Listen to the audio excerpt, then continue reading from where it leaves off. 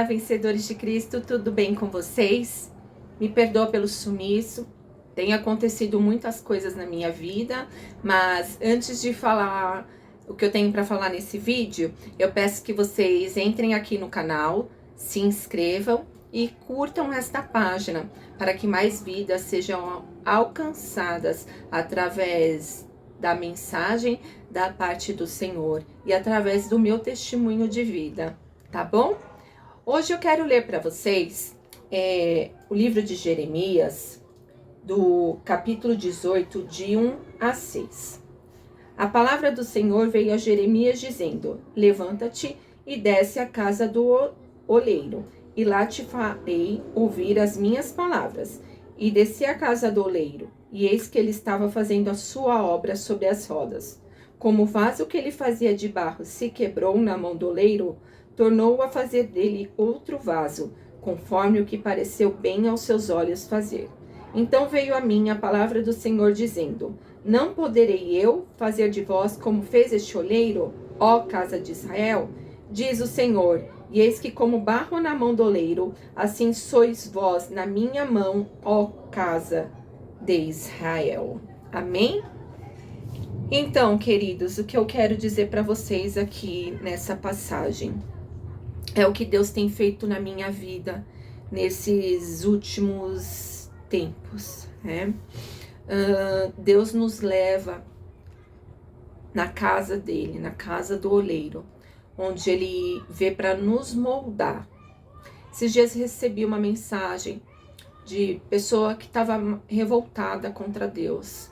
Queridos, se Deus nos deu uma prova, não é para nós nos revoltarmos contra Deus. Deus é um Deus de amor. Por isso ele nos dá provações. E eu sempre falo, praticamente em todos os meus vídeos, Jesus disse que no mundo nós passaríamos por aflições e tribulações. Ele não prometeu a ausência disso. E quando vem a prova, ou o deserto, como eu já falei, né? Ou Deus nos levar na casa do oleiro, é que ele está querendo nos moldar. Existem áreas das nossas vidas que precisam ser mudadas e muitas vezes nós não enxergamos. E Deus permite situações em que nós nos afastemos de pessoas que nós amamos para Ele poder nos moldar, para nos parecer mais com eles. Só que nessa trajetória acontecerão muitas coisas, tá? Mas o que Deus faz quando vamos à casa do oleiro?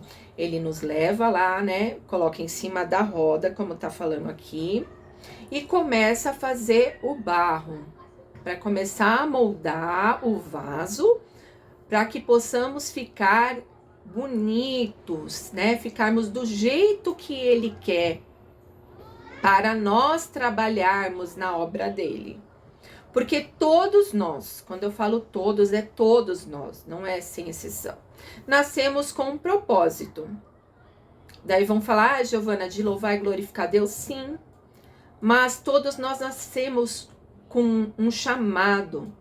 Deus chama muitos para a área da pregação, outros chama para a área da evangelização, do louvor e assim por diante. E para nós pregarmos e falarmos sobre Cristo, temos que ficar do jeito que Ele deseja. Vou dizer para vocês, esse processo é doloroso, esse processo é sofrido. Muitas vezes pessoas vão querer desistir, porque, como eu disse, é doloroso, é sofrido. Mas Deus está conosco, sempre. Ele prometeu que estaria conosco até a consumação dos séculos. Então, se você está aí numa prova, seja por conta do tratamento do câncer, desemprego, por traição, abandono, enfim, a perda de um ente querido, é que Deus está querendo te ensinar algo, trabalhar algo em você. Certo? E enquanto nós não dobrarmos os nossos joelhos, irmos na presença dele, clamar, né? Porque existe uma diferença, né? Entre orar, porque tem pessoas que oram, como eu muitas vezes orei assim também, na hora que eu ia dormir, estava cansado e falava, Senhor, me abençoa, abençoa meu marido, abençoa minha filha, abençoa. E não é isso que Deus quer. Deus fala na palavra dele que nós devemos entrar no quarto e fechar a porta e falar com o Pai em secreto. Então é isso que nós devemos fazer. Nós devemos ter um relacionamento com Deus. Giovana, mas por que orar, falar com Deus, sendo que Ele já conhece os nossos pensamentos? Mas Deus, Ele quer que nós tenhamos um relacionamento com Ele, certo? Ele já sabe o que eu vou orar. Eles já sabem o que vocês vão orar. Mas nós precisamos ter esse relacionamento com o Senhor. Conversar com Ele, Ele sendo nosso melhor amigo. Porque Ele é o único que não vai nos abandonar. Ele é o único que não vai nos deixar. É o único que não vai nos desamparar. Muitos podem ser deixados para trás por uma pessoa que ama. Mas Deus não. Deus, Ele sempre estará conosco. Em todos os momentos, queridos.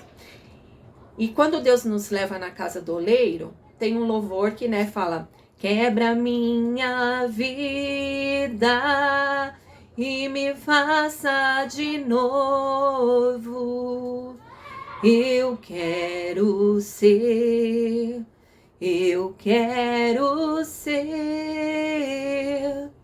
um vaso novo. O vaso, ele se quebra na mão do oleiro. Quando ele ainda não ficou do jeito que Deus gostaria. E Deus vai nos levar na casa do oleiro, quantas vezes for necessário.